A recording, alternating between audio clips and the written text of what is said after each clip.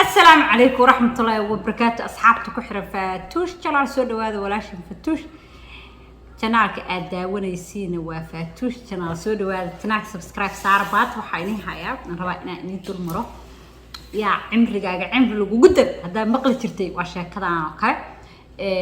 maanta waxa dhimatay boqoradii ingiriiska marka waxa rabaa inaan inii dul maro 96 sano wax yar ma ah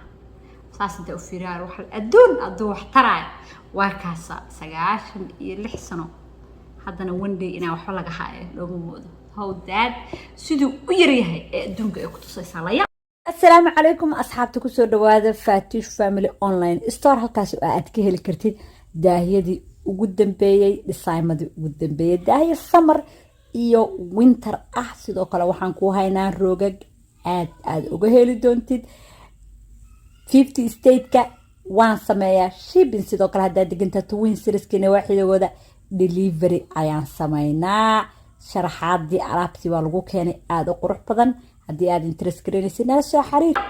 سو مانتي وحي ساد وتهاي عالمك انتي كحران انتي تقانيبا كوين أليسابيث وسكن واتي لبعض واحد مانتي دمانتي markay dhimatayna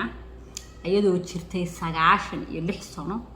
waxa xilkii la wareegay boqortooyo dibadara xataa qofkii ka dhintay bal cabaar suga male xilkii waxa ku wareegaa leeyahay Charles oo ah wiilkeeda ugu weyn afar ciyaal dhashay iyo markii la isku daro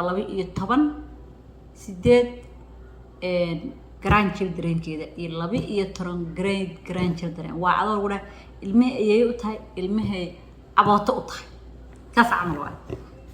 soo afartii ayaa waxa ka sii farcantay 8 plus 12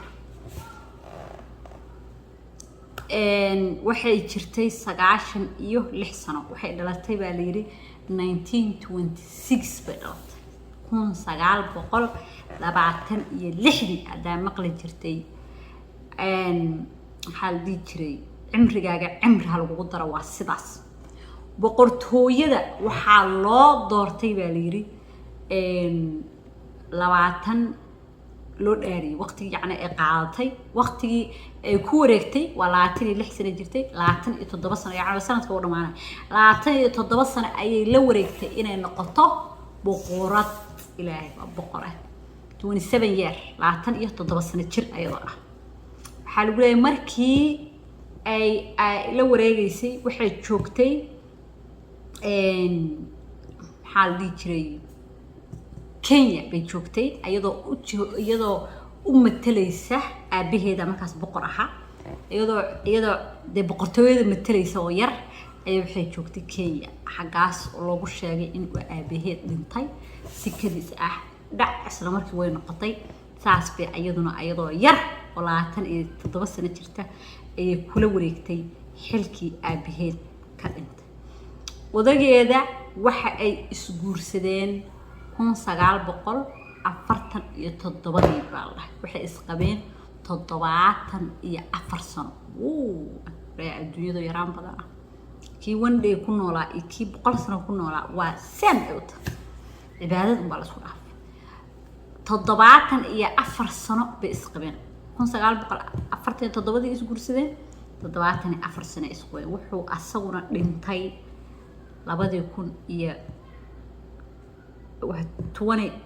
kii 2021 ayuu dhintay asagoo jiray afku ka jiri gaaray 99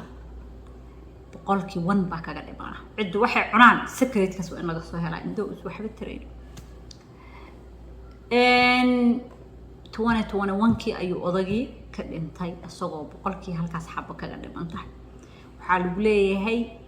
nolosheedii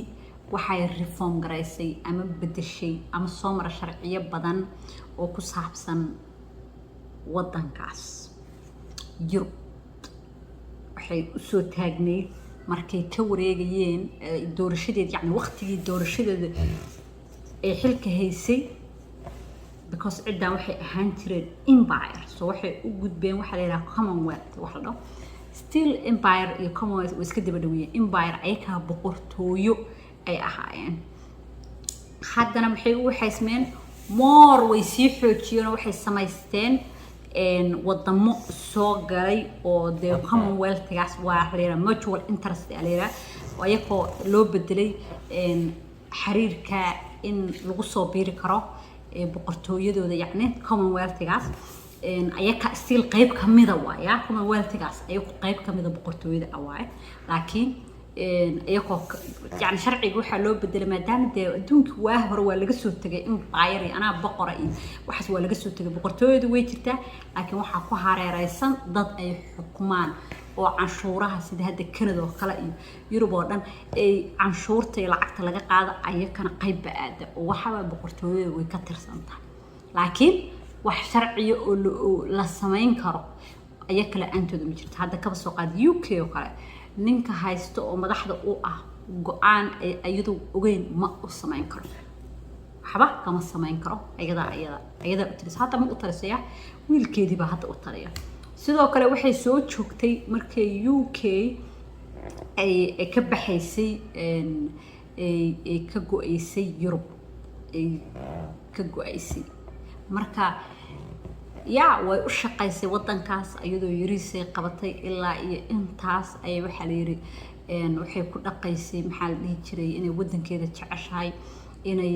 dadka ay caawiso inay public speak ay samayso inkastoo ayanta dambe ay soo waxay sameeyeen meel kasta waxaan xasuustaa waqtiga corona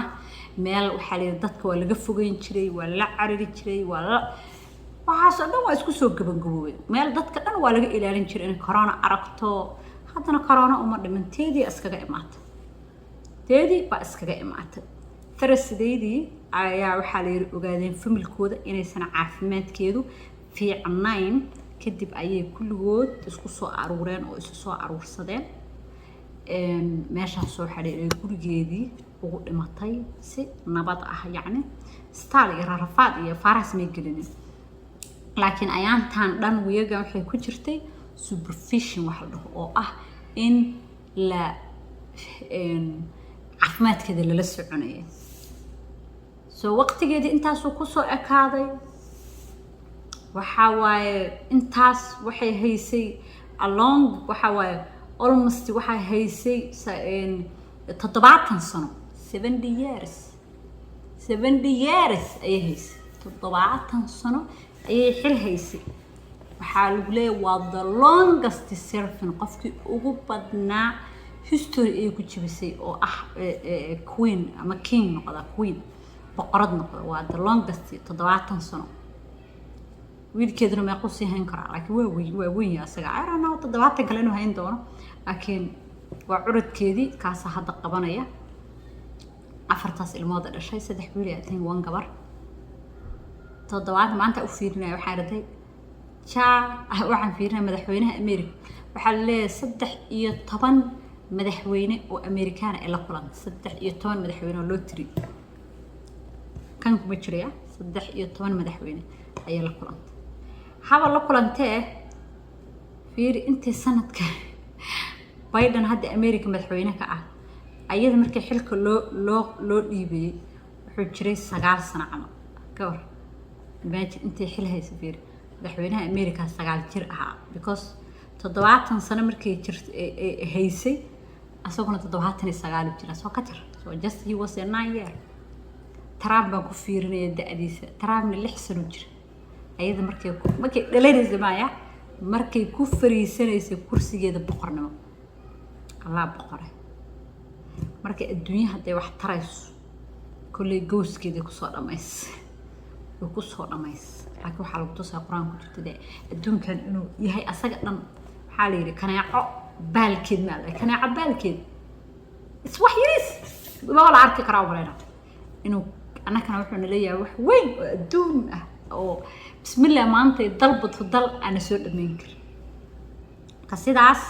ayay ku xijaabatay hadda ninkan baa la wareegaya bal asaguna xukunka iyo sidoo wado new generation ka waxa way ka soo horjeedaa ay ka boqor iyo filinkaas ma cunaa ma boqoraan